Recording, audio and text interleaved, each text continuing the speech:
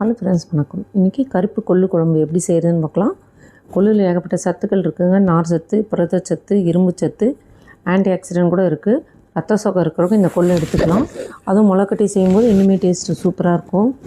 கொள்ளு முதல் நாள் நைட்டு தண்ணியில் கொட்டிட்டு அடுத்த நாள் காலையில் கொஞ்சம் கூட ஈரம் இல்லாமல் வடிச்சிட்டு ஒரு துணியில் போட்டு முளைச்சி வச்சோம்னா ஒரு 10 மணி நேரத்தில் முளைச்சிக்கும். கொள்ளு வந்து கொஞ்சம் பச்சை பயிரெலாம் கொஞ்சம் சீக்கிரமாகவே முளைச்சிக்கும். அந்த கொள்ளு எடுத்து அப்படியே குக்கரில் போட்டுக்கலாம். 1 டீஸ்பூன் மஞ்சள் தூள், 1 டீஸ்பூன் உப்புத்தூள் போட்டு தேவையான அளவு தண்ணி ஊற்றி கொள்ளு முழுகிற அளவு தண்ணி ஊற்றி மூடி வச்சிடலாம். 2 சொட்டு எண்ணெய் விட்டுக்கலாம். எண்ணெய் ஊற்றி மூடி வச்சு ஒரு 5 விசில் வச்சுக்கலாம். கொஞ்சமாக புளி எடுத்து நல்லா கழுவிட்டு குக்கர் மேலேயே வச்சுருக்கேன். அது நல்லா ஊறிடுச்சு. கொள்ளு பாருங்கள் நல்லா வெந்துருச்சு. எனக்கு ஒரு 5 விசில்லையே நல்லா வெந்துருச்சு. ஹீமோகுளோபின் கம்மியாக இருக்கவங்க கூட இந்த கொள்ளு எடுத்துக்கலாங்க. ரொம்பவே நல்லது உடம்புக்கு. நல்லா வெந்துருச்சு பாருங்கள் கொள்ளு. ஒரு பெரிய வெங்காயம், 4 பல்லு பூண்டு அப்படியே மிக்ஸி ஜாரில் போட்டுக்கிறேன். எதுவுமே நான் மணக்கலை, பச்சையாக தான் போட்டிருக்கேன். உங்களுக்கு பச்சை பிடிக்கலனா மணக்கி போட்டுக்கலாம். இப்படி செஞ்சாவே நல்லா தான் இருக்கும். ஒரு 3 தக்காளி போட்டுக்கலாம்.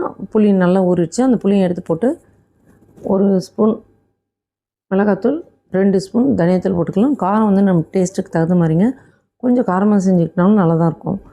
உப்பு கொஞ்சமாக போட்டுக்கலாம். ஆல்ரெடி வேக வைக்கும் போதே உப்பு போட்டிருக்கோம். 1/2 டீஸ்பூன் மிளகுத்தூள் போட்டு நைஸாக அரைச்சி எடுத்து வச்சுக்கலாம்.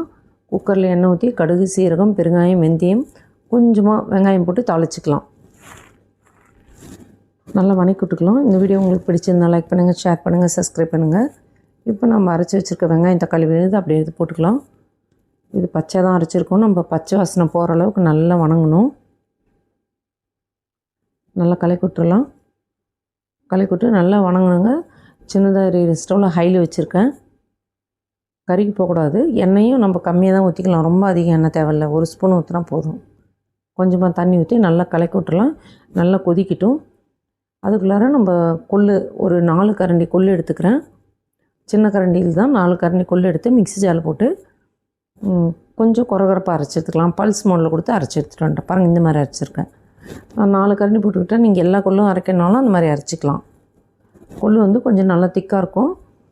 குழந்தைங்க கொள்ளு வந்து அப்படியே சாப்பிட்லிங்கன்னா இந்த நம்ம அரைச்சி போட்டிருக்க பாருங்க நல்லா ஜூஸ் மாதிரி கொடுத்தோம்னாலும் நம்ம உடம்புக்கு ரொம்பவே நல்லது. இப்போ நல்லா கொதித்து பச்சை வாசலாம் போயிடுச்சு. இப்போ நம்ம அரைச்சி வச்சுருக்க கொள்ளு எடுத்து அப்படியே உள்ளார போட்டுடலாம். தண்ணி ஊற்றிக்கலாம். தேங்காய் விருப்பப்பட்டால் நல்லா கொதிச்சுட்டு இறக்கிறதுக்கு ஒரு 5 நிமிஷத்துக்கு முன்னாடி தேங்காய் ஊற்றி இறச்சிக்கலாங்க. நான் தேங்காய் இன்றைக்கி ஊற்றலாம், அப்படியே தான் செய்கிறேன். இது நல்லா சூப்பராக இருக்கும். நம்மளுக்கு புளிக்குழம்பு, காரக்குழம்பு இருக்குது பாருங்கள், அந்த மாதிரி டேஸ்ட்டு அட்டகாசமாக இருக்கும். கொஞ்சம் கருவேப்பிலை, கொத்தமல்லி போட்டுக்கலாம். என்கிட்ட கொத்தமல்லி இல்லை, கருவேப்பிலை மட்டும் போடுறேன். டேஸ்டியான ஹெல்த்தியான கொள்ளு குழம்பு ரெடி. தேங்க்யூ.